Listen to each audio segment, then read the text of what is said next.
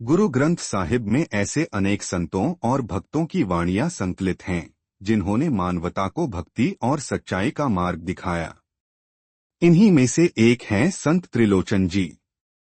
आज के इस वीडियो में हम जानेंगे संत त्रिलोचन जी के जीवन, उनकी वाणी और उनके संदेश के बारे में। संत त्रिलोचन जी 13वीं शताब्दी के एक प्रसिद्ध संत और भक्त कवि थे। वे भगवान के प्रति अपनी गहरी भक्ति और सरल जीवन के लिए जाने जाते थे। आइए उनके बारे में विस्तार से जानते हैं। संत त्रिलोचन जी का परिचय। संत त्रिलोचन जी का जन्म एक ब्राह्मण परिवार में हुआ था। वे ईश्वर की एकता और सत्य की भक्ति में विश्वास करते थे। उन्होंने अपने जीवन को भक्ति और परमार्थ के लिए समर्पित कर दिया। गुरु ग्रंथ साहिब में संत त्रिलोचन जी की वाणी। गुरु ग्रंथ साहिब में संत त्रिलोचन जी की 4 वाणियां शामिल हैं।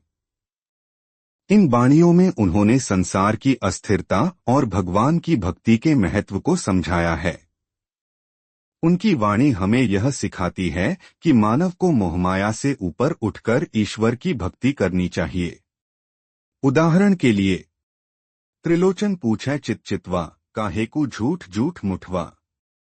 राम नाम छोड़ी अन्य चितवै, जन्म मरण दुखु पावनिया।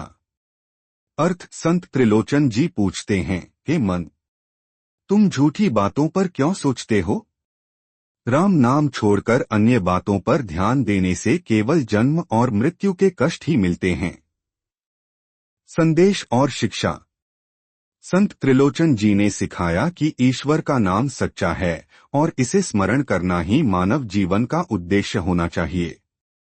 उन्होंने मोह, लोभ और अहंकार को त्यागने पर बल दिया।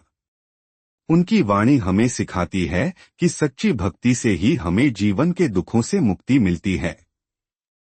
संत त्रिलोचन जी की वाणी हमें यह याद दिलाती है कि जीवन अनमोल है और इसे ईश्वर की भक्ति में लगाना चाहिए।